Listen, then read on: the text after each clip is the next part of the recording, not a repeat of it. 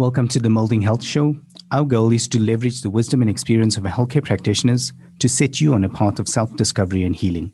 These insights, coupled with a multi-disciplinary approach to each area of interest, should provide an invaluable resource to everyone looking for a better approach to health. In this episode of the show, we speak to Kerry Magnus about chronic fatigue from a counselling psychologist perspective.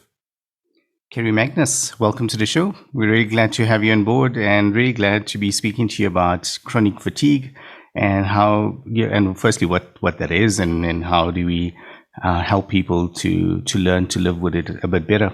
Welcome on board. Great, thanks for having me. Something I'm always passionate about talking about.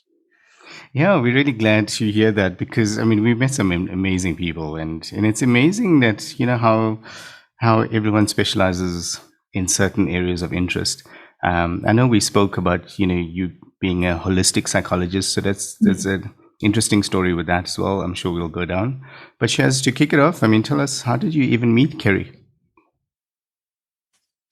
Actually, this is the first time I'm meeting Kerry almost in person, if you could say that. But Kerry's got absolutely amazing, I would say, impact on LinkedIn. Every time I log into my LinkedIn, there's a post from Kerry about simple things. But the one that always catches my mind is that, it's time to take a midweek pause. And so, you kind of get into that, okay, cool, just wind down, take a pause, and then carry on with the rest of your week. So I've been following Kerry for a while. And when we did the interview with Casey about burnout, I suddenly thought, you know what, Kerry does a lot that I see in her LinkedIn about chronic fatigue and that kind of thing. So let me reach out. And I did. And she came back almost immediately saying she would love to be a part of the show. Thanks, Kerry, for agreeing.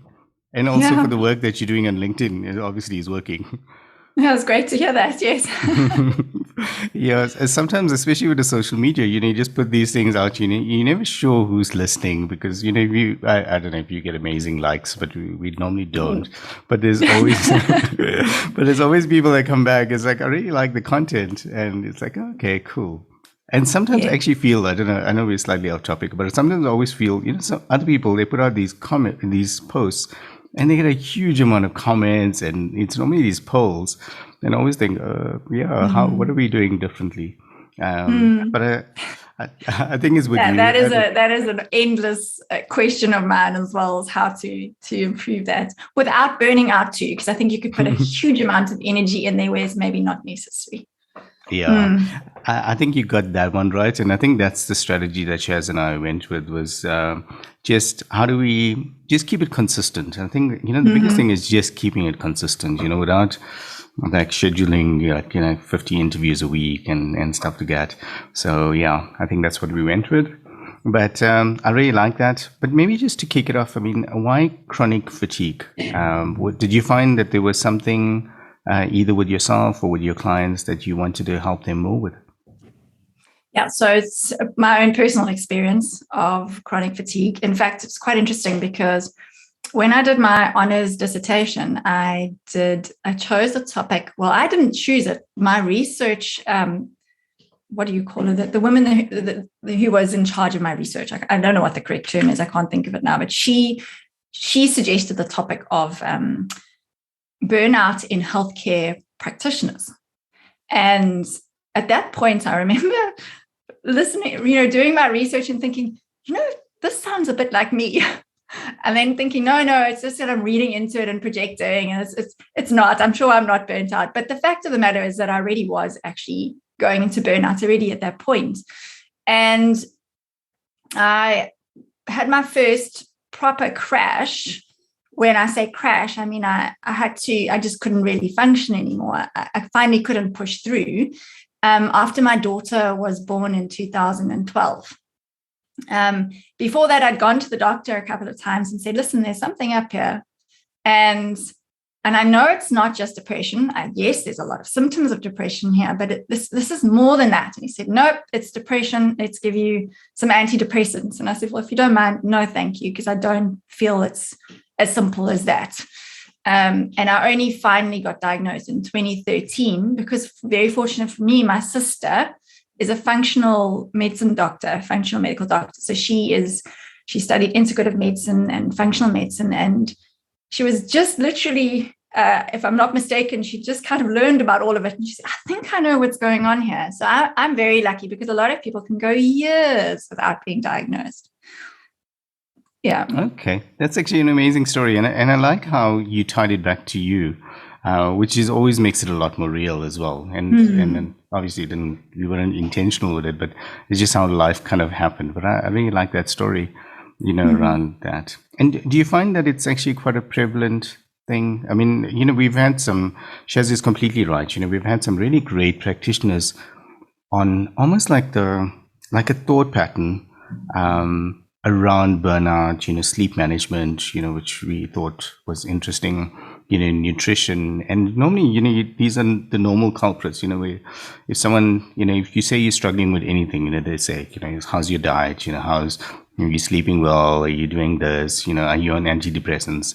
So I think what you're saying makes a lot of sense. But are you finding that you're seeing a lot more of chronic fatigue? Or is it just that it was always there, and it's like ADHD. We always talk about, ADHD was always there, but it seems to be a lot more like buzzy right now. There's a lot more people with it.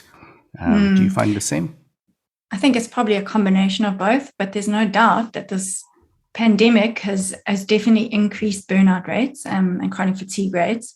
And I think that so my take on chronic fatigue is that it is a sign that the way you're living life is not aligned to your truth, essentially. So it has a spiritual component for me.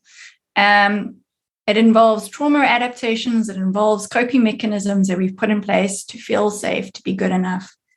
And we can manage these for a while, but we get to a point where it just becomes a bit much. And in itself, then, the fatigue is actually a kind of gift wrapped in barbed wire, to share with you that something needs to change.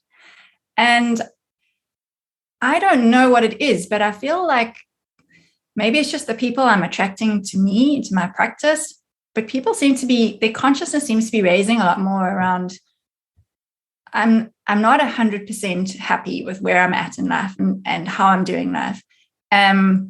Sometimes that precipitates the fatigue. Sometimes the fatigue precipitates that realization. And I am noticing that a lot more in the clients I'm seeing. Okay, that's really cool. I mean, I think now you're hitting on a topic thought pattern that I've always believed in for quite some time now. And I think, when I started my career, it was, there's so much of noise, you don't really know. But as I think the awareness kind of kicked in, you kind of realize the type of team members you want to work with, even the clients you want to work with, the type of industry you want to work in. And over the last few years, I mean, we started creating the space where we're a lot more intentional about who we work with, what we work on. And I found even at the beginning of this year, we were doing a lot more financials and tax stuff. But it's like such a toxic, subject, both of them, that we just didn't want to do it. And, since we dropped it, it was a brave move to drop it because we had to drop clients as well to do that.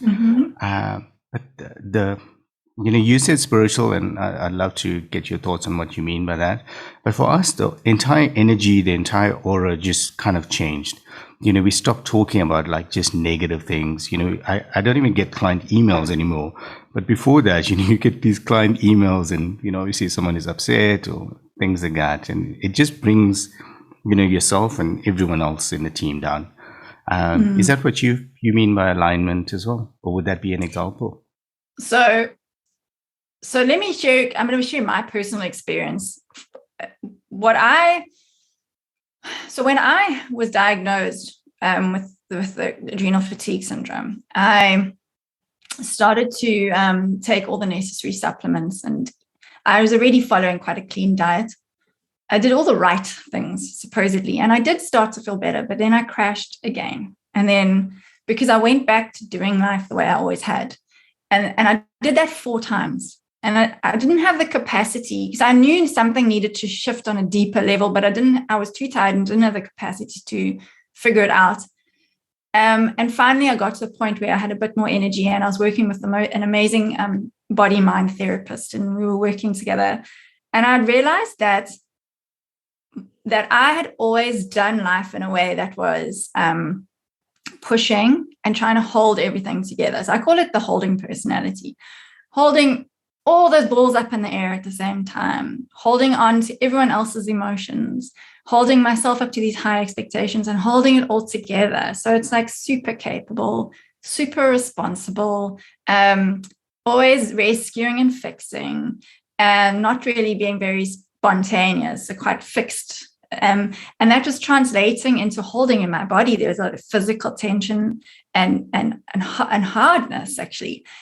So I was operating in a way that helped me to feel in control and helped me to feel good enough by being excessively perfect and needing to control everything around me. What I realized over time was that those patterns of rescuing and fixing, of doing everything to perfection if I could, that was not my truth. That was, and that could involve doing work that made me feel safe, but it didn't align with my passion. It didn't make my heart sing. It didn't create expansion in my body. So it very much has to do with how we spend our energy in what environments and with what people as well. Yeah. Okay, I like that. And I know she has a question now, but I want to say what I like about that is, and I would love to get your thoughts on this, is because we covered it in another episode when I asked the practitioner as well, is that most people don't seem to know. It's almost like, I liked how you said, it's almost like the body is like, it forces you to realize, actually, this is happening. But most of us, when we're in that zone and we're just going through life and kids and, school and everything else, it's, you're just in that moment, you don't even realize what you almost need for yourself. Do you find that as well? And almost like this is the, this is the breaks, this is the body saying, actually, I'm done now. You need to sort me out. 100%. If you think about it, we're born with our bodies telling us what we need. So our bodies tell us we're hungry. Our bodies tell us we're uncomfortable, we're cold.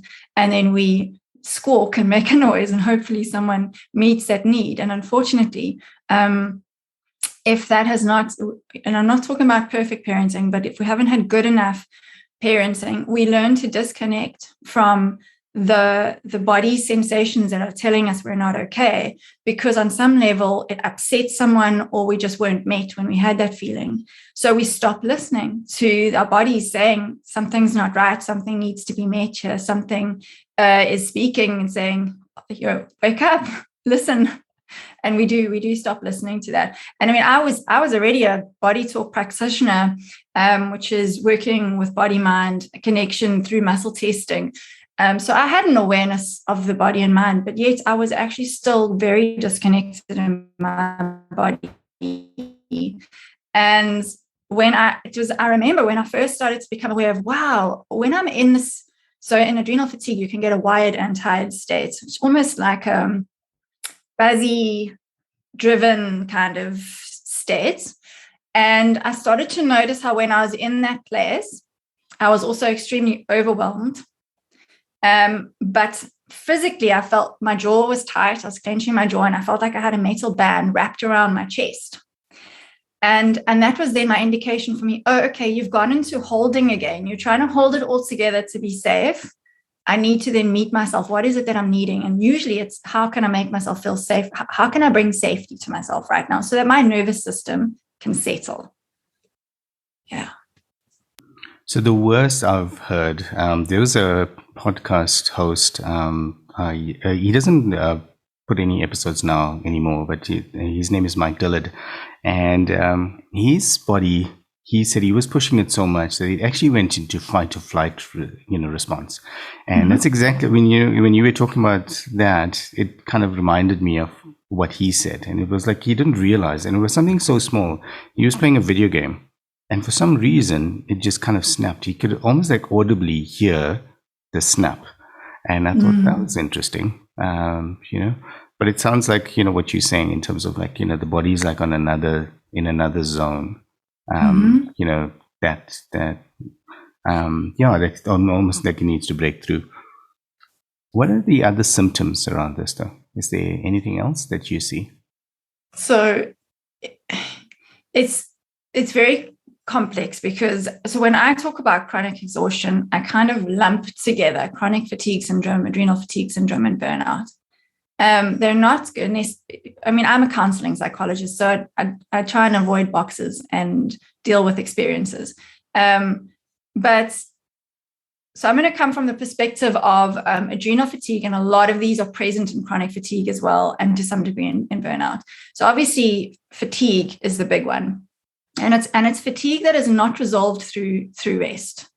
I mean, ultimately, it would be resolved through rest, but it would need to be it's a lot of rest, and it's a kind of rest where the mental activity's got to stop as well. People really battle with that. They don't realize that even though they're resting, they're using up a lot of energy in their heads. So it's fatigue, and then it's either it starts on a spectrum of just being a bit tired, and then it becomes wired and tired. So this is all nervous system dysregulation. So it's, as you said, it's being in the sympathetic response, and then sometimes going down into sort of dorsal vagal, which is parasympathetic but shut down. So you kind of alternate between the two, and it's also got to do with dysregulation with cortisol levels, and that's where the whole HPA axis comes into it. So wired and tired, but then ultimately it's just tired. It's just bone weary fatigue, where you feel like you're dragging yourself through mud. It hurts. It's almost like being so tired that it hurts, if I can explain it that way. So there can be other things like dizziness, often related to blood pressure. There can be lightheadedness with that as well, heart palpitations. There can also be, and this is oftentimes more the chronic fatigue syndrome. So some people say chronic fatigue and adrenal fatigue are different. Other people say that one can be part of the other. So there seems to be a lot of confusion around it still. But there seems to be more of a sore throat and flu-like symptoms within chronic fatigue syndrome, and also pain. But you can also have pain in chronic inflammation and adrenal fatigue. And that's what, and I put that down to that holding. There's often that so much physical holding and tension in the body. And I mean, just from a lived experience, it's very lonely. It's a very lonely place to be, because from the outside, you look normal to everyone. There's nothing visibly wrong. And also, because most people who battle with chronic fatigue are high achievers, they're still trying to achieve highly. So people are still seeing them as high functioning and doing what they always do. And inside, you're dying. It feels like everything's falling apart. And it's so hard to also explain it to people, because they just think, well, why don't you just sleep? Why don't you just have a good night's sleep? And with it is this kind of strangely foggy, disorienting feeling that can often happen. I mean, I remember going to school one day to fetch my daughter, and I was probably, so some people talk about different stages. I was probably in the fourth stage, which is the worst. At that point, because I remember I had constant heart palpitations and panic attacks. And as I arrived at the school, I was having a panic attack. And fortunately, I know to just that if I just allow the feelings and be with them, that the panic would pass. But it's harder when your nervous system's dysregulated. And so I got there, and I was totally not in the same plane as anyone else. And someone asked me, who was a sort of a friend of mine at the time, how are you? She just said, how are you doing? And I thought, I'm going to be honest here, because I believe the more we're honest about these kind of things, it gives other people permission to be honest about it too. And I said to her, I'm not actually okay at the moment. And I started to try and explain to her what adrenal fatigue is and what's going on. And I literally saw the shutters come down. Like, actually she couldn't, she didn't understand. And possibly there was something within her that was also being triggered there, that maybe she also, battles on some level with that. But so there's that loneliness aspect of it that people don't often address. And it can make you feel like you're going a little bit crazy, especially if now the doctors are saying it's all in your head. There's nothing wrong with you. Yeah. Kerry, there's a few things you said there that are so important. The one is obviously that feeling of being alone, because like you say, if you walk in with a broken arm, everybody can see you've got a broken arm. And we're finding a lot of, especially when it comes to anything invisible, we'll just call them the invisible ailments. You don't get the same sort of understanding or sympathy from somebody else when you actually say to them, I'm falling apart. So, I do agree that it can very definitely be a lonely place to be. But the one that really struck me was, when you were going through what some of the symptoms could be, that whole idea of being in a fog, and you say everything to the doctor and the doctors are kind of going, well, it's nothing, you're just a little bit tired or you're just a little bit depressed. Do you find that's often the case with things like, chronic fatigue or adrenal fatigue, where more often than not, people are just saying, you're just tired, go and get a little bit of rest, or maybe it's depression, let's pop a antidepressant, or do you find that more often than not saying, no, you just have generalized anxiety? That's why you're always up or down. Yeah. Mm-hmm. Yeah, it's an interesting question. I think it oftentimes it's put down to stress, which is not altogether wrong either. And most of my clients have just been given antidepressants. They just come away with antidepressants, because ultimately the general practitioner or whoever's seeing them is trying to resolve the symptoms, and they're not dealing with the root cause of it. And yeah, so I'm just thinking there've been a few who have been diagnosed with generalized anxiety disorder as well, because anxiety is it's a huge part of it. But it is frightening how many people just get diagnosed. Just get prescribed antidepressants or told to just take some time off and rest, which is, again, not a bad thing, but it's just a small part of the picture. Yeah, I think we can't really, I was going to say we can't fault it, but it definitely seems to be the trend at the moment. It's just easier just to pop the pill. Another practitioner just told us, maybe it's just a South African mentality thing, because, we want those quick fixes. And I can't see it working very differently in other parts of the world, unless you're in one of those parts, where they say, it's the happiest, the 10 happiest countries in the world. And it always comes up like Denmark and the Scandinavian countries are those, which I find really interesting because they have like 8 months of winter. And yes. everyone says no, but there's lack of sun causes depression. And I was like, how can they be so happy, But I have another question, which is kind of tied to what we're talking about now, and it might be a silly one, but can you test for it? Like if you have a high blood pressure, you can test for it, but can you test for adrenal fatigue? Bearing in mind, I'm not a doctor, so this is based on my own experiences and I'm talking to my sister and some research. You can test for certain things. So generally, you're going to definitely want to test, cortisol levels, and then because it's the whole body gets involved in this. It's a whole body imbalance. So hormone, if your adrenals or if your HPA axis is dysregulated, it's not just going to be your adrenals that are impacted, it's going to be your entire endocrine system. So they tend to test for thyroid function, they test for the reproductive hormones, because if the adrenals are not functioning optimally, it's going to impact the precursors to progesterone and to estrogen, so that can be impacted. They're going to test for blood sugar can become part of it, because pancreas can be impacted. There's certain things like vitamin D and iron and vitamin B may be tested, and then they can get even more complex, like because this is now trying to figure out how severe is this imbalance and what is it actually impacting. So there can be genetic mutations like I never get this one right, MHT, whatever. It's a particular mutation that can result in how you methylate.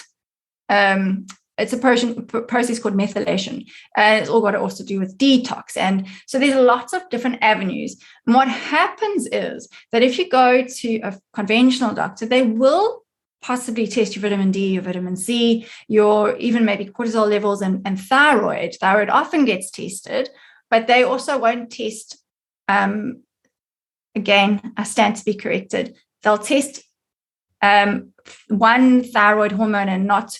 So you can test TSH, T3, and T4, and they'll only test one or two, and you actually need to look at all of them in balance. And then you need to look at all of those in relation to each other as well. And that's the secret. And the functional integrative doctors tend to have a larger spectrum of what's out of balance compared to the conventional doctors who will say, no, but this is still within balance. And your functional doctor will go, actually, no, it's out of balance compared to their scales of what's normal and what's not. But yes, but you're not testing for a marker of chronic fatigue syndrome or adrenal fatigue syndrome. You're testing for all the different aspects of what could be contributing to it and what's out of balance. And things like, they could look for chronic infection, for instance, and white blood markers and that sort of thing, or white blood count. And all of those can give a picture of what might be going on. Okay. Yeah, you mentioned thyroid, and Shaz, that's a whole other discussion because, I can't think thyroid unless I think like autoimmune disease, because that's another term that's coming up so much. I mean, 10 years ago, maybe even 5 years ago, I never heard that term. I mean, even in the last 6 months, my wife was going through something, and we heard of a new type of therapist, or not therapist, but practitioner called a rheumatologist. And I didn't even know what a reumatologist does until 6 months ago, because the rheumatologist actually specializes in that autoimmune disease, apparently. So, so it's interesting. But what I wanted to get out of that, which is, what you answered, was you can test for it, but it's probably, the results are going to be mixed up with everything else. And you do need to have someone that knows what they're looking for in order to be able to say, yes, you do have adrenaline, fatigue syndrome. But and they'll also probably ask for anecdote, for I remember doing some paper-based tests as well, where they ask you many questions to try and determine where that imbalance is, and get a better picture. And also, I mean, when you talk stress, I mean, I don't know which part of the country you're in, but like in Johannesburg, everyone says, can you find me anyone that's not stressed? Because that's what it is. It's like everyone. It's just the nature of traffic and nature of work and the pace and, school and everything else. But everyone seems to be stressed, and it's very difficult to find someone that says, actually, I'm not completely stressed. So that's mixed up with everything. Yes. But so for me, the pivotal part of that is, well, firstly, some degree of stress is necessary, right? We do need stress to motivate us and to avoid threats. So for me, the childhood experience of how threats were managed, how discomfort was managed, how emotions were managed is a massive part of this. So if a child is supported in times of struggle and challenge, and in times of having an emotional experience, they learn that it is okay to have these feelings, that I'm not dying, I'm not falling apart. And again, coming back to the body, if you just think about anxiety, it can feel like the chest is closing up. It can feel like the throat is closing up. People describe feelings that feel like it's going to explode. Now you think of a child who's feeling these feelings and has no idea why they're there. And if they try and express them, mom and dad don't know what to do with it. They may punish them if it comes out if they're acting out in some way as a result. They may disconnect, they may distract, but all of those messages are that this thing that you're feeling is bad or it's scary.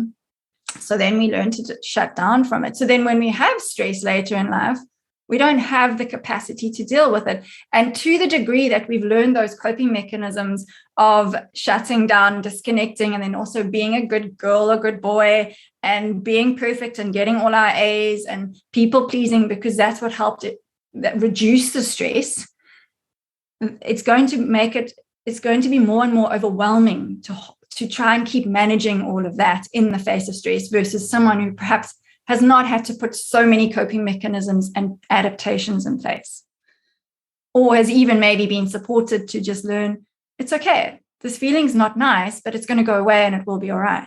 I think you hit on the really pivotal point there, Kerry, is that if you're not taught the coping mechanisms or given the coping mechanisms at a younger age, I think that's exactly what we do. We've all heard of the saying of, don't bottle things up. But the way you're describing it is exactly that. You just keep shoving stuff into this bottle, and eventually the bottle's full. It's got to explode. And, it makes sense then that the more you're trying to hide this and hold this and hang on to this to portray that image that, everything's okay, that the body in itself starts to go, okay, but we can't do this. And some of the tests you were mentioning, okay, vitamin B, we all know you need, so everybody rushes out and gets vitamin B and vitamin C supplements, but there's more to it than that. And you were saying it earlier, you lived life the way you should. You had a clean diet and all of that stuff. And I think that's what so many people miss, is the connection between your mental state and your physical state. And if you're not looking after both, one or the other or both are going to be in an imbalance. So, I think Oliver's said it regularly, all children should be at least going to see an OT to teach them functioning. Absolutely. Yes. So that they learn how to cope with these scenarios, because I'm definitely seeing a lot more people are just flat out exhausted at the moment. And when you say, no, I'm fine. And that for me is the one I learned to actually really dislike. It was my psychologist today. If I ask you how you are, don't tell me I'm fine, because I'm fine has become that standard thing of, everything's okay when it's not. So you also mentioned with the chronic fatigue, you mentioned a lot about adrenal fatigue. So my question here will come along the line of that fight, flight, or freeze response. At some point with, you're either, because you're dealing with all this stuff, you're either in one of those three modes, which means your body's constantly prepared to fight for its life, freeze, or run away. And could that be what's causing a lot of the fatigue and burnout that we're seeing at the moment? Yes, exactly. Thanks for bringing it back to that. That's really important. So I'm going to go back to autoimmune disorders. So from a body-mind perspective, when your brain perceives that there's a threat out there, your immune system immediately activates on some level or another. If you're constantly perceiving a threat, your immune system is constantly going to be activated. At some point, that's going to cause imbalance. And that imbalance it's not just your immune system. It's obviously your whole HPA axis. And all of your hormones are going to rally to your gut's going to shut down because you're needing to conserve that energy to deal with the stressor. Your adrenaline and cortisol is going to do what it needs to do so that you can respond.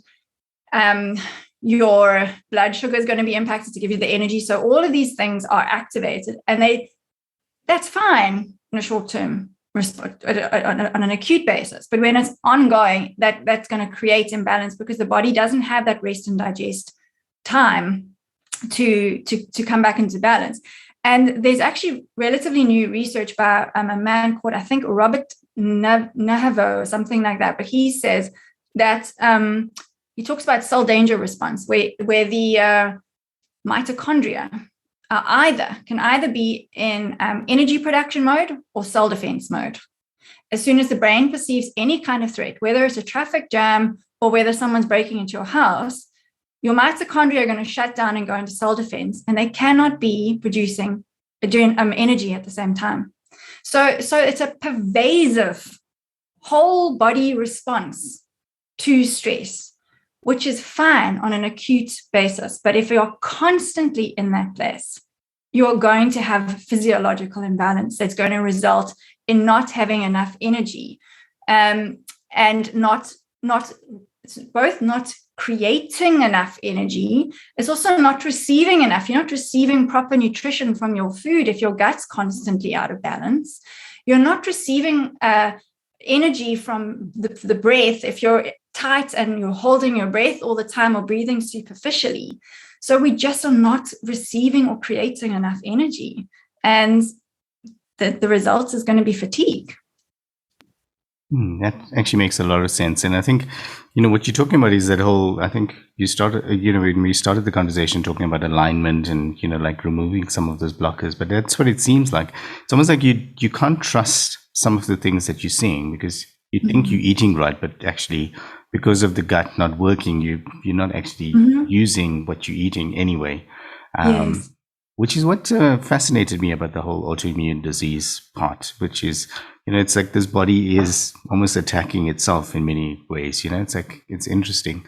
What you think is safe is actually not safe because it's, but that's a whole other topic, I suppose. I want to ask around age. Do you find that it comes with age? Do you find that as you get older, you almost like seem to be getting this more? Because, yes.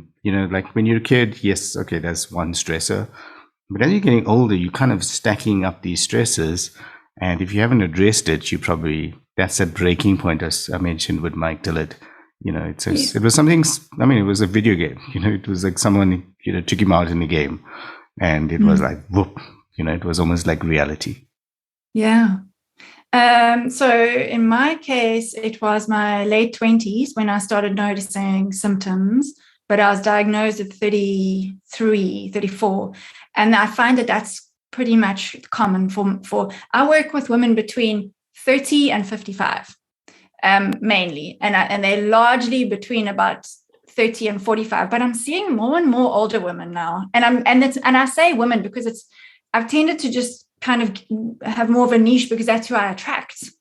It's just a lot more women that come to me, which can possibly be to do with hormonal intricacies of women, making them more susceptible. It could be that they're more likely to ask for help. I can't say why that is the case.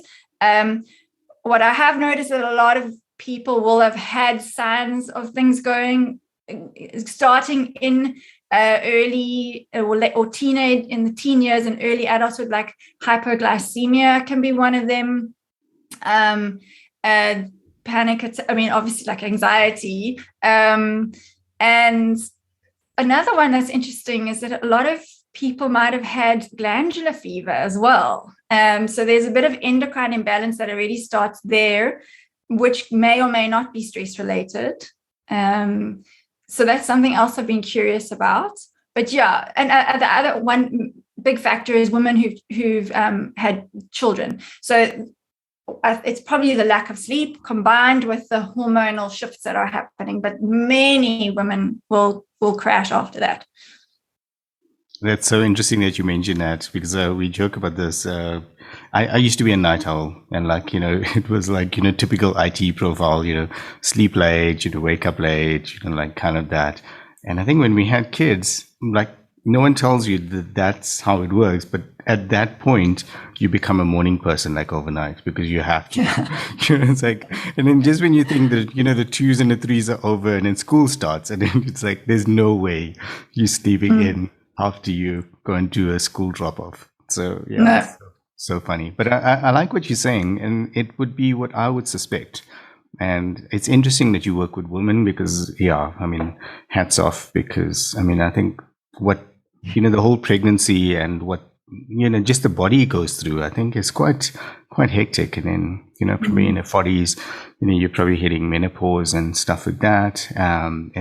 So there's a whole bunch of things happening. And it's also that, that school time, it's like, the kids are struggling with school. And I don't know if it's just us, but I can't remember doing as much homework as we do right now with kids. I mean, like my mom, I don't think she did that much homework with us. I mean, but yeah, now between our two kids, I mean, we do tons of homework.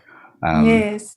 And it feels like we used to play a lot more than our children do. They seem to do a lot more extramurals as well. So I'm quite strict with mine about making sure that there's playtime and balancing all of that. Yeah.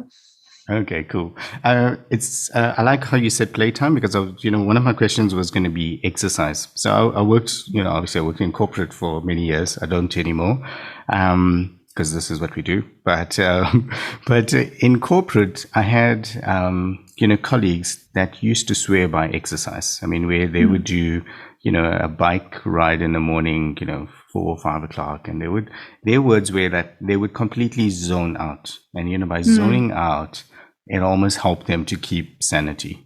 Is that what you find as one of the ways that people cope? Yeah, but again, it's about balance. I mean, I was an excessive exerciser. I did everything I could. I played squash, I ran, I cycled. If there was anything else on the go, I'd do it. And I remember waking up to cycle. I would wake up at 5, go for a cycle, and then come home, quickly eat some breakfast and go to work. And at lunchtime, I used to go to the sick room and just have a quick nap because I was exhausted. And I thought that it was okay. I didn't question that. I just was like, well, that's just what I'm doing. It was so not okay. I was already at that point on the way to burnout. And I'm not saying you mustn't cycle, and I'm not saying you mustn't exercise, but listen to your body. And in fact, there's certain kinds of exercise that can be very beneficial, because movement is just moving the body, moves stuck energy, it moves stress, it helps metabolize stress. But too much exercise can also activate a fight-flight response and get the adrenaline spiking. So it's balance. I'm glad you said that, because that's exactly what happens to my body when they start talking about how much of exercise they did, because it immediately goes into fight or flight. It's like, how do you wake up at 4 o'clock and put your shoes on to go and run? I mean, I can't imagine that. But it obviously worked well for them. And look, in my case, I think I was just trying to run away from stuff. Actually, if I think about it, it was one of my coping mechanisms. Yeah. Okay, cool. I think everyone has to find that, but it's always was quite humorous for me, when they would talk about how much of time they put in. And I think coupled with also family life is like, I couldn't figure out how you put everything together. You spoke about perfection, you put everything together. You want to be the best parent, you want to be the best spouse, and you want to run your house properly and work, and then still put in like 2 or 3 hours, per day on exercise. I just couldn't figure that one out. So I went with the discovery system, you just do like 20 or 30 minutes, 3 times a week or so. That's it. It's doing what you can manage, and also not comparing to other people. That's such a start. What's the right way of saying it? For me, that's one of the big downfalls where we can start going wrong, is because we stop listening to ourselves and we gauge ourselves compared to other people. Yeah, they used to have this, it was an app called Strava or something, and they could almost track each other, how many kilometers they did this week, and how many, how much did they ride, and all of those things, which was crazy. But I think it was another psychologist, Casey, that mentioned, when you go on that run, please leave your watch at home, so that you don't get your emails while you're trying to run. Yeah. So at least, because I was going to say, like, I can imagine, there's benefits to all of that, right? There's benefits to the accountability of having other people doing it. Then it helps you be accountable. And if you're doing it within balance and listening to your body, that's what it keeps coming back to for me. Yeah. You're absolutely right there. It is that balance. Even if you speak to a nutritionist, they're going to tell you balance.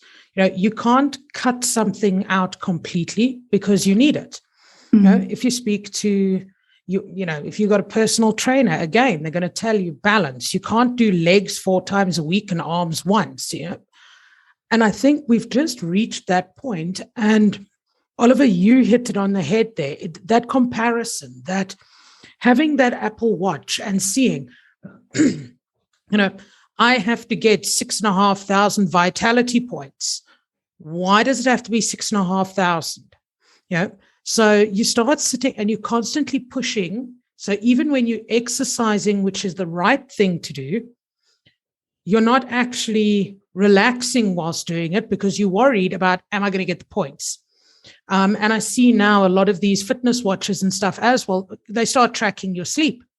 So now the first thing people do when they wake up is they check, how did I sleep last night? Well, you know what? If you woke up tired, you didn't sleep well. And I think that's the thing. We've lost that alignment. And I know the world has changed. I know we have dual income households and kids are doing a lot more homework now than they used to do. And I think that's where a lot of these problems actually start to come in, because you don't have that, let's be fair, playtime. I mean, I remember when I first started working, a Friday, if I was looking for any one of my mates on a Friday afternoon after 2, I knew where every single one of them was because they all finished and that's where they went. And there was time. Now you go, okay, well, you finish work on Friday afternoon, you want to go and get the stuff for the weekend because you don't want to have to get up early on Saturday to go do the groceries. So you try and pack everything into the smallest amount of time so that you can get a day to rest. But if you just moderate it throughout the week, you've balanced. I have this immense argument with, and it happens every week with myself and my wife. I'm like, it's this simple. If every day we do something around the house, we don't have to spend 3 hours on a Saturday doing it. Mm-hmm. But at the end of the day of work, I'm exhausted. I don't want to do it. And I'm going, okay, but then on Saturday morning, you're going to sleep in and I'm going to do it because I'm now up. Yeah. And that's where that moderation is. Just do a little bit of something instead of trying to put everything into one basket and doing it all at the same time, because you just tiring yourself out again.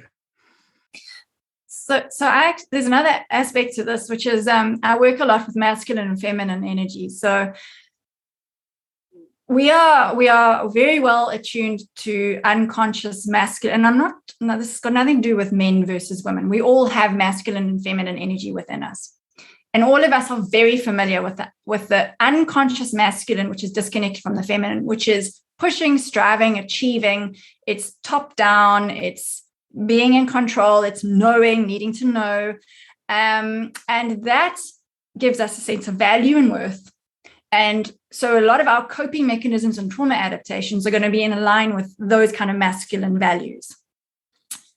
So for me, a big part of healing and that spiritual element is balancing the masculine and feminine, because the feminine is it's the emotions, it's the body, it's getting in touch with the nurturing and nourishment of life and life force. So the life force of the feminine is it's sexual energy, because it's what creates life. It creates forms, whether it's babies or whether it's trees or whether it's anything in nature or anything that shows up in our life. This is the feminine energy, but it's also what gives us vitality. And in that masculine place of pushing, we disconnect from that. We disconnect from our bodies. We disconnect from our emotions. We disconnect from that vitality and that creative force which wants to express itself through us in alignment with our truth. When they're connected, when we connect both of them, that masculine becomes the container and the stillness within which we can connect back to ourselves. And then the masculine gives us clarity and direction to move forwards from that place, but being connected, not disconnected. So it's a whole balance of learning to bring in stillness and to stop and to connect and listen, to feel what feels right. So it's a lot of it has to do with intuition, and then to move forward from that place. And related to that is the fact that they're natural cycles and rhythms that we are deeply, deeply connected to, that we've completely not realized. For instance, the lunar cycle impacts our bodies and our energies. I mean, we're mostly water, in the same way that the moon pulls on the tides, it pulls on our bodies. So when there's more dark, we're going to be tighter. We're going to be more tired. We're going to want to hibernate. Whereas when there's more light, we have more energy. We want to socialize and be out there more. Menstrual cycles in women. So we've tended to operate on a 24/7 cycle because men's hormones are more aligned to 24/7. They kind of reset every 24/7, every 24 hours. And whereas women's are actually more monthly. So in many ways, women don't operate the same every single day. So there's going to be a week where a woman has, so I'm roughly using men and women here, obviously taking into account anyone who identifies as women, what their bodies may do. But we have these hormones that may mean that you show up in a different way today versus yesterday, or this week versus next week. So why are you expecting yourself to work from 8 to 5 every single day when perhaps today until Friday, you can actually get a lot of work done. And then the next couple of days, you find you just need to rest. And that's okay, because what also happens is when you do rest fully and give yourself permission to rest, you get so much more done when you can. But it's such a different way of operating. Yeah, I can't help but smile because, I mean, how do you tie that back to corporate though? Where you have this fixed job and, you have to be at work from, 8 to 5 or 9 to 6 or 7 to 4, whatever it is. And you don't have control of that. And I think that's the biggest thing I struggled with. And actually, when I saw us starting a family and, saw like my wife, like she struggled, initially to get that balance. She's a psychologist, so obviously, she could control her time to some extent. But it was still quite difficult, to do that. And, when I would see, team members at work, and I would just wonder how do they do it? Because that's, what you're saying makes a lot of sense. And I would love to get, we probably don't have time in this session, but, how do you manage this in a formal, corporate type setting, And maybe the last 2 years, has brought more awareness of people can work remotely, people can work in their zone. But I think, the entire structure needs to change. I mean, in terms of how we do that. But I would love to know, Kerry, how do you help your clients though? So once you've identified that, I mean, and they come to you and they obviously found you on, or via referral or some way, how do you normally help them with chronic fatigue syndrome? So I use this sort of phased approach. I first help them to become aware of the coping adaptations that they've put in place and the ways that they're holding that are exhausting them, just so that they can notice that more in their lives and how it's showing up. Then we go into connection, and I do this on 3 levels. And the connection it's to help people to feel safe enough that they can let go of those old ways of doing and responding. So it's connection to the body, to notice when that holding and that overwhelm is happening, because that is a sign that basically the inner child's state of feeling out of control, alone, overwhelmed has been activated, which means that the nervous system has been activated and you're not feeling safe. So how does that show up in the body? Because everyone has their own unique patterns around that. And when you recognize that, then like with me, I could feel it in my jaw and around my chest and that kind of clamping feeling. Then I knew, okay, I need to meet myself here. I need to help myself to feel grounded. I need to breathe. So I teach the tools then how to do that and how to use the body to calm the nervous system. Connection also involves connecting with the inner child.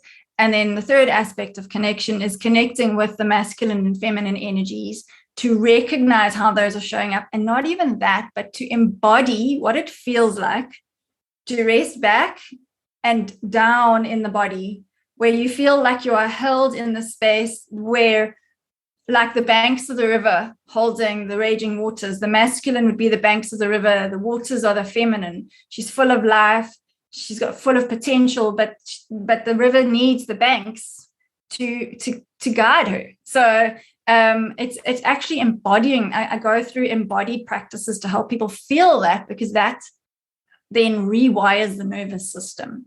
We then look at releasing trauma patterns, use a system called BWRT, where we work with the neural pathways related to trauma, and then resetting the nervous system, where I look at the polyvagal responses and just how to stop the cumulative buildup of stress, because that's the most important thing. And then looking at what is preventing people from stopping. So it's usually fear.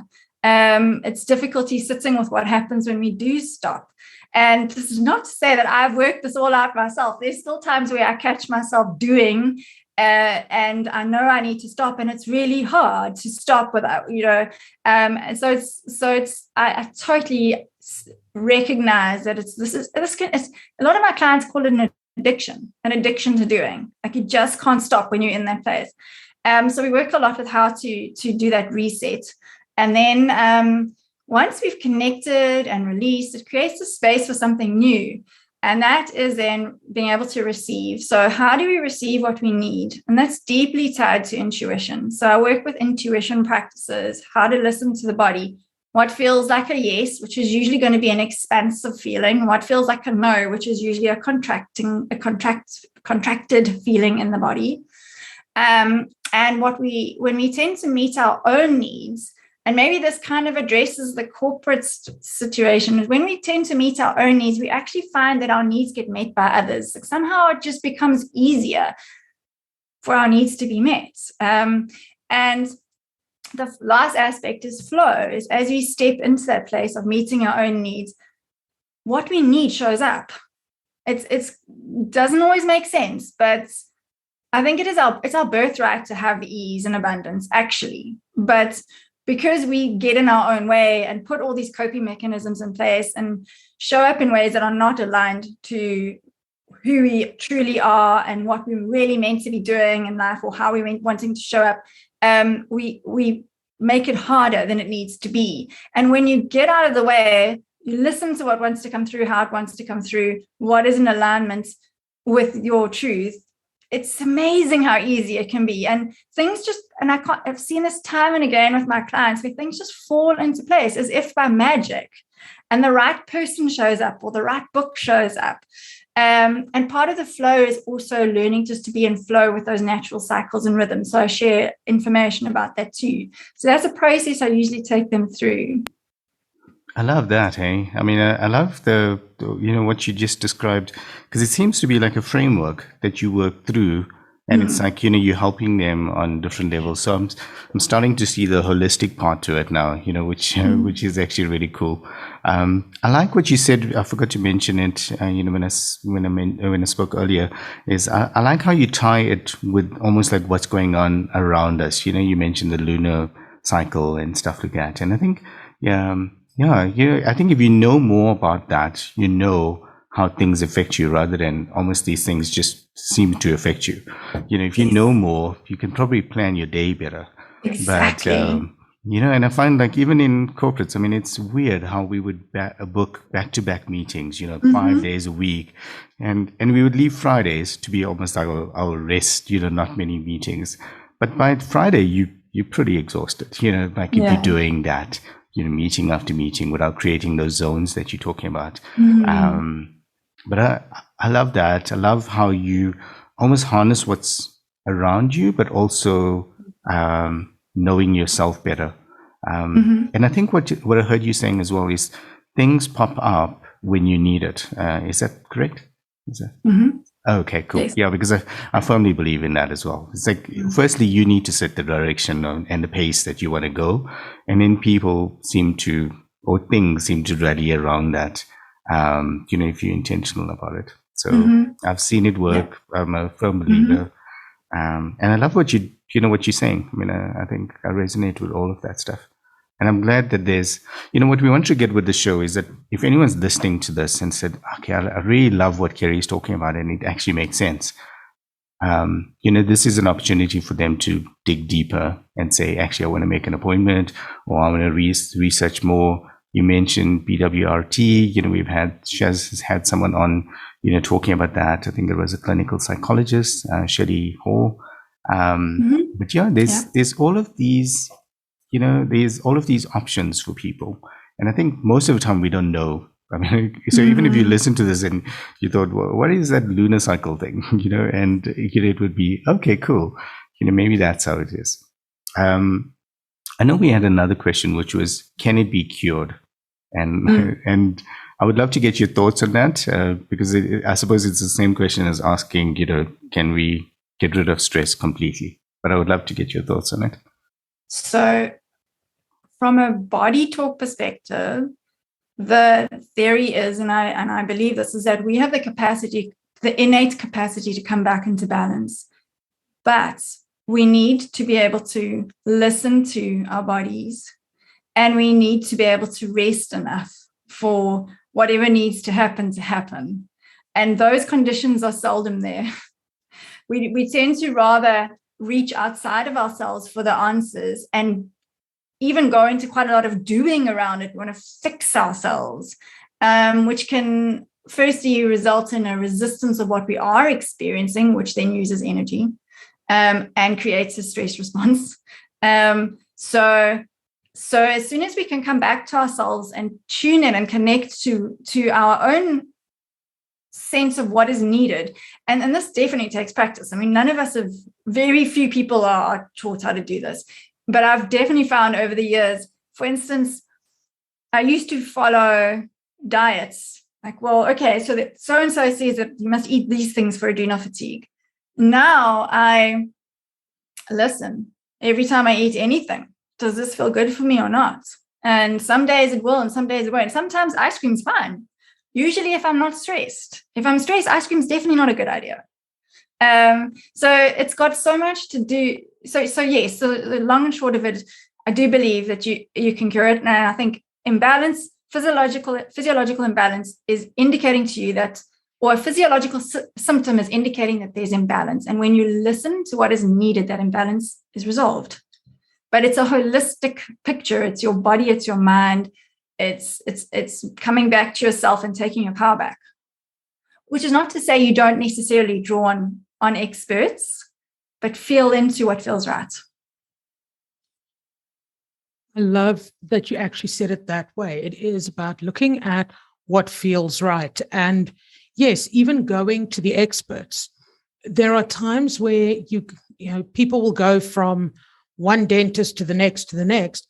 They're having the exact same treatment done and eventually settle on one because they feel comfortable with that expert. And I think people should be doing that with everything.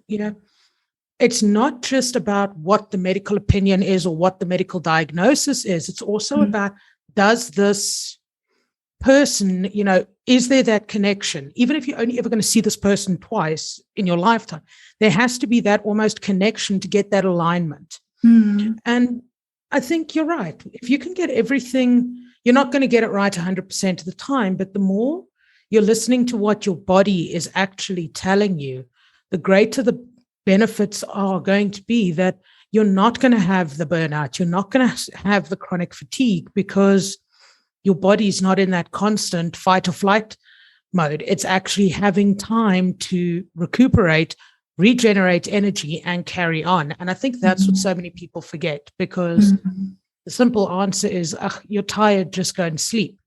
But I mean, we had a conversation with somebody the other day about, sometimes it's not about the quantity of sleep, it's about the quality. Yes. And if your mind's racing, you're not sleeping properly, so you're not getting rest, so you're going to wake up tired anyway. Yes. And that should be telling you that there's something wrong. So on to a completely different tangent now. One thing that we're hearing a lot of lately is this whole long COVID fatigue, and that kind of thing. Would that fall under almost the adrenal fatigue, chronic fatigue, or is this now a completely separate entity all on its own that we now also have to look out for? So again, I'm not a doctor, but my instinct would tell me, so chronic fatigue, not chronic fatigue syndrome, chronic fatigue as an experience, I could very well be related to, so even chronic fatigue syndrome, one of the causes can be chronic infections, because a chronic infection is going to it's going to impact your nervous system. It's going to take a toll. So perhaps it could be that the COVID has such an impact on the nervous system, and perhaps people are already predisposed to some imbalance, and then it just kind of throws them over the edge, so that imbalance is exacerbated. And fatigue is one of the symptoms of endocrine imbalance, immune system imbalance, and whole body imbalance that can be caused as a result of chronic infection, or of even an acute but severe infection. And of course, I think not to forget that COVID has got such a fear narrative around it. So I've seen so many people who could have had a easier experience of COVID, but the anxiety made it such a difficult experience because they were in such fear around the possibility ultimately of dying. So I think that can't be ignored either, is that if you're going to have COVID with a lot of anxiety, your nervous system is going to be totally thrown out, which can lead to ultimately to chronic fatigue. I just noticed, like, even with myself, I mean, like, I don't know if it completely relates, but, you know, when they found the Omicron stuff, I mean, the week before that, I was just thinking, okay, you know, we're kind of out of this now, you know, like, it's like, you know, it's getting better. And then Omicron kind of comes up, and it's like, you know, it's like we go back to like, almost like square one. Yeah. You know, in terms of the fear factor, the unknowns, and, you know, like, what's going on, you know, like, and when will it be over? So, and the only thing I realized with that is, again, it's a process. You just have to, you know, it's ebbs and flows, and we just kind of have to go with it, you know, without overthinking it in a, But also, again, it's also, again, come back to listening to your body. Because actually, just on the chronic fatigue after COVID, we had it mildly, but interestingly had quite a lot of fatigue, particularly my daughter. And intuitively, I felt that both she and I needed iron and vitamin B. And that was what sorted it out. So I think they can obviously be, there must be some kind of physiological basis to what that infection does. I can't say what an infection does to the body. But yeah, just try and listen. It's not, I know it's not easy when we haven't been taught how, but we do have the answers. I like that. I mean, it seems like kind of out there, you know, when you know, I suppose if anyone's listening to this and they haven't really, you know, done it, but I think I've experienced it, so I do know it. But you do have to be a little bit in tune with this stuff. You know, the first time I came across it was, I came across the whole Dave Asprey, you know, bulletproof diet and intermittent fasting. And he was a big believer in this, you know, and he said, you know, like, even the foods, you know, he can give you a list of what's, like, you know, good food, but it all depends on your body. You know, for some people, avos are terrible, you know, whereas avos are a good thing, you know, and I think with that, I definitely found it with food was a clear indication. I like what you said. I never come across that before, about how your mood or how the times affects how the food affects you sometimes. You use the example of ice cream. I never heard that before, but I'll definitely give that some thought. Because normally we just... Sorry, I was just going to say, we normally just label it, you know, ice cream is bad, but I didn't know about the mood aspect to it. So a lot of people, they find their food intolerances are not as bad when they're on holiday. And it's because their nervous systems are a lot more relaxed. So they're able to, they're not having a nervous system response to everything outside of them that gets put in their bodies. So, yeah. Okay, that makes a lot of sense. I think you just dispelled that one for me. So I wanna wrap it up. I think we covered this really well. I love the conversation, and I think some of the questions were amazing. And you know how you mentioned some things. I think, Shaz, we have another. So we pick up these terms, you know, by having these really cool chats with the practitioners. And the one that I picked up was that addiction to doing. I love that. I mean, like, you know, it's going to go into our almost like our glossary. But I want to ask Kerry, and I'm going to ask you for final thoughts in terms of, is there anything that we missed, you know, that we should have asked you? But the question always for me is, how do you switch it off? So I know for our team, as an example, because I found, you know, everyone wants to overachieve. And so Shaz is going on leave at the end of the week.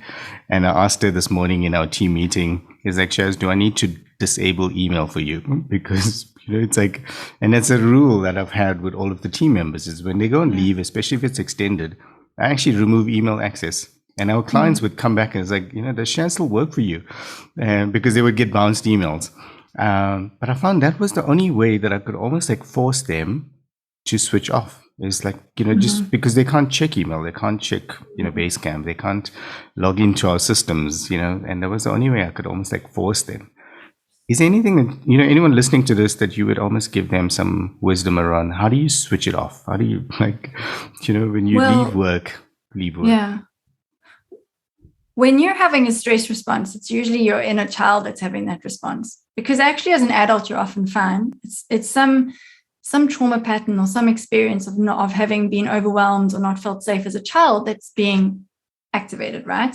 And then we go into our doing to feel better about it. So it's like, well, I should be answering people's emails because what if, if I don't, then this could happen, this could happen.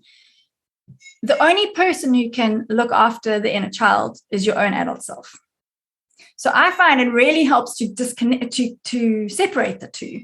And so when you go on holiday, you need to be parenting your inner child. You're the only one who can do that. No one else can. And so what does that child need? Does she need to play? Does he need to go for a sleep? What is it? Be the parent to that inner child. And sometimes that helps to actually bring in the necessary step to do whatever needs to be done. Okay. That's quite interesting that you mentioned that. And I suppose by your answer, you given, you didn't answer it by giving, step number 1, step number 2. It's actually you forcing the thinking, because for everyone it's going to be different. And I like that because that's quite thought-provoking.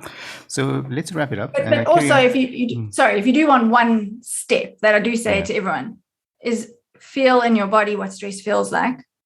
Become aware of what that feels like. So when you are in a stress state, how does it usually show up? And become very familiar with that.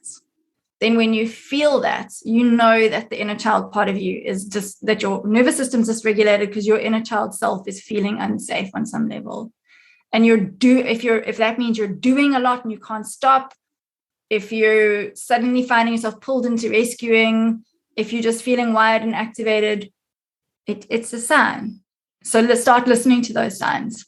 I like that. And I think it's something, your message has been very clear with that, in terms of listening to that and being aware of it. I think, that's the biggest thing I took out of it. And I think if you wanted more strategies, I think, your framework or how you work with your clients works really well too. So Kerry, on your side, is there anything that we should have asked you that you thought, in prep for this session around chronic fatigue, or even as the discussion progressed? I mean, is anything that you thought maybe we should have asked you that we didn't? Nothing's coming up. I feel like it was a very comprehensive conversation. Yeah. Okay, cool. No, then obviously we did our homework a little bit, but I loved it and I love the conversation. I also want to always give hope, as in, so anyone that, if this like vaguely, is interesting, or they're going through it, I think this starts that seed, going, and hopefully, it points them in the right direction. But I think some of the things that you mentioned, I don't think we've ever had mentioned on the show, and I think that's that holistic part that you brought out, that I think is amazing. So thanks very much for what you do, and thanks very much for agreeing to be on the show, and for your posts on LinkedIn so that Shaz could find you, and keep doing that. Thank you so much for this opportunity. I really enjoyed it. Hey everyone, thanks for listening. As always, stay tuned and we'll speak to you in the next episode.